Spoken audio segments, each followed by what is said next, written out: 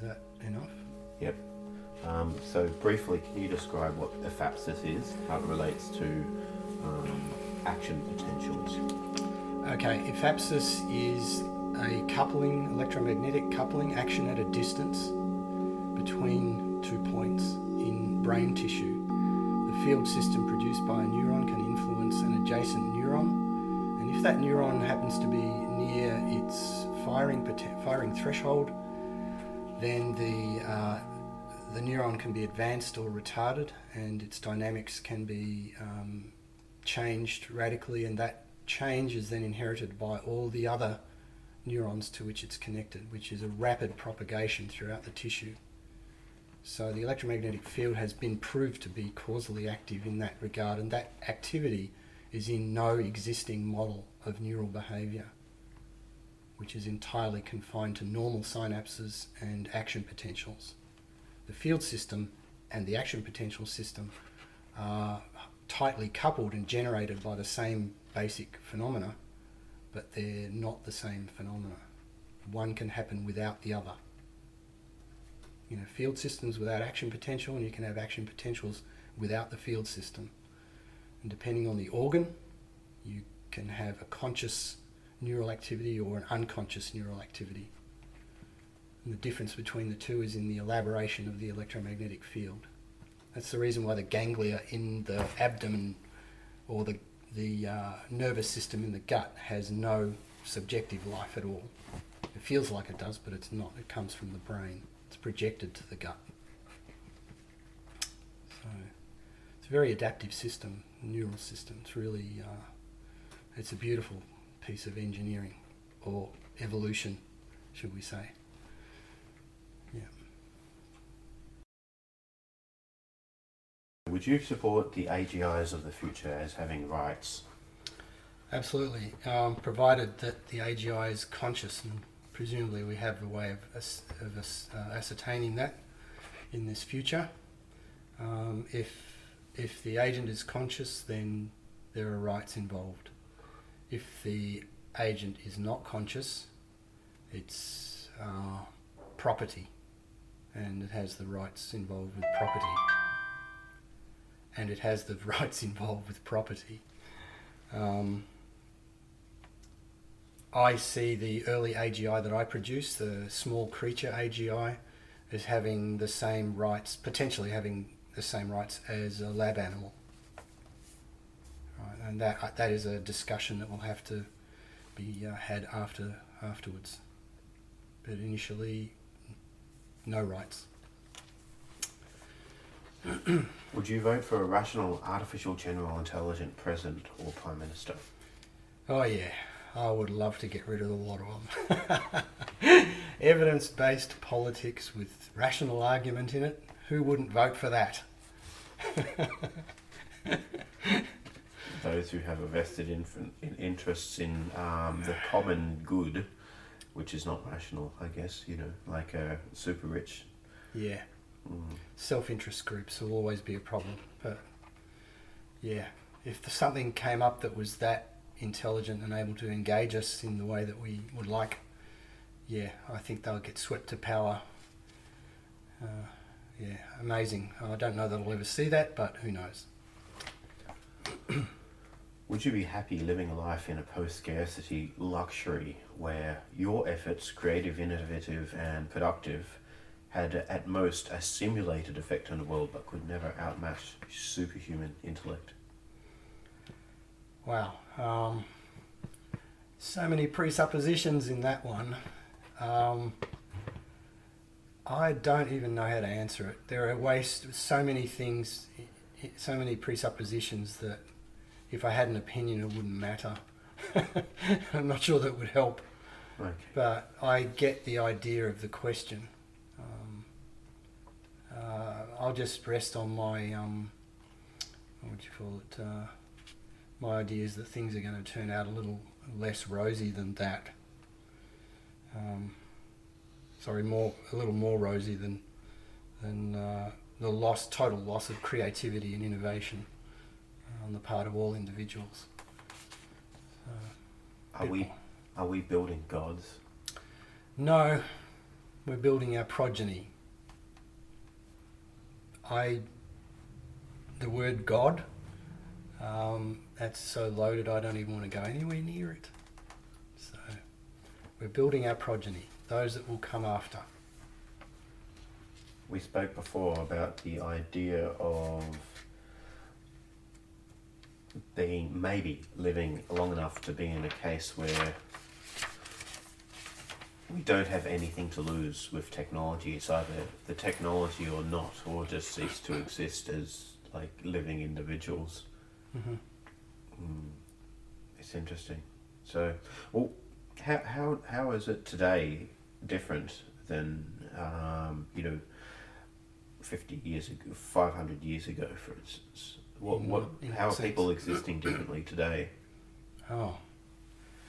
Well, not being a historian, that's difficult for me, but I know that it was a very different world, and I don't know what that world was like.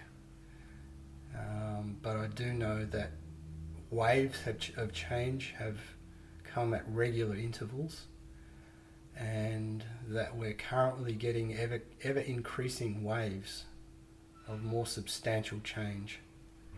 And the world that we inhabit now would be completely unrecognizable to those people.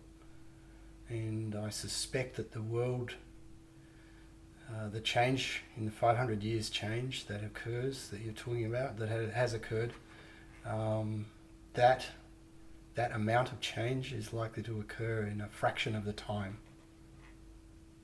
So all bets are off, really.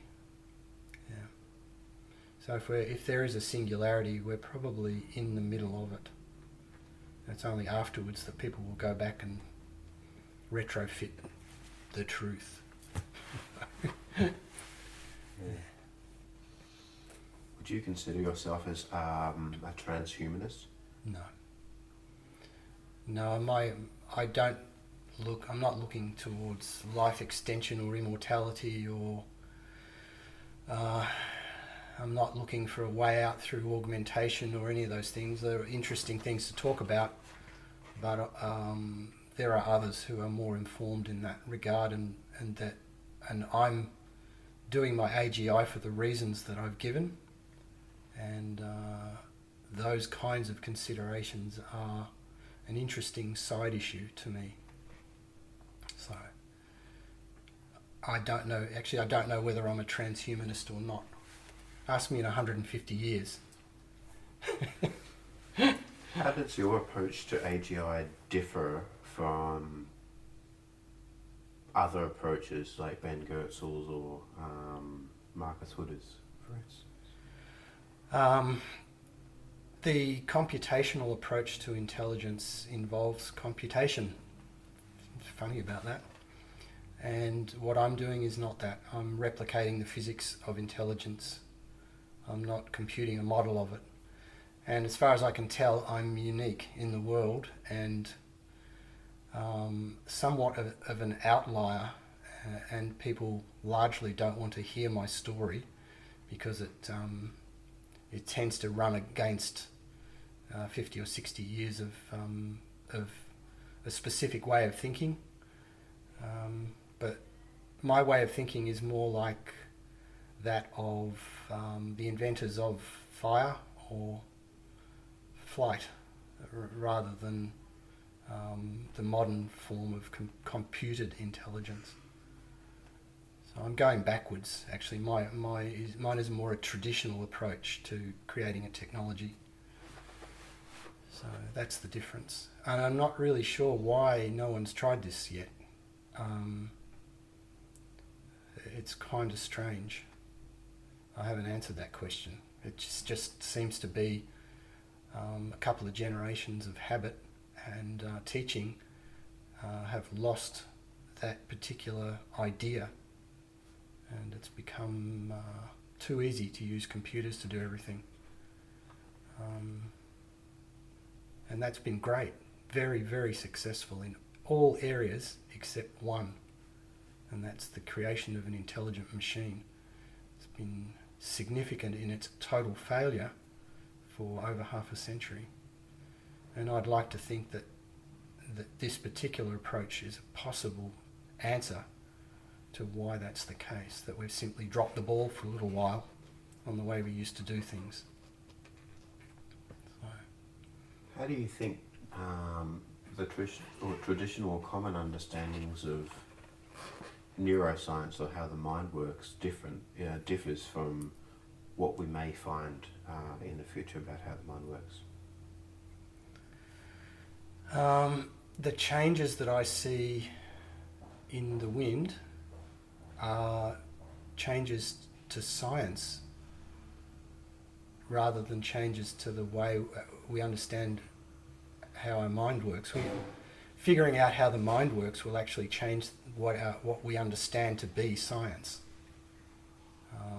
That will be my prediction over the next 10 years, that the scientific explanation of mental experience in a first-person perspective is something that has been taboo in science and now isn't.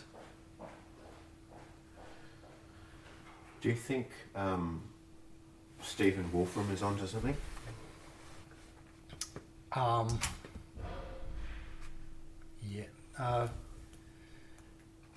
Yes. But for the wrong reasons. He's answered a lot of questions in his book, and the one question that he hasn't asked in his great big volume, A New Kind of Science, is what is it like to be a cellular automaton? And I'm in the process of answering that.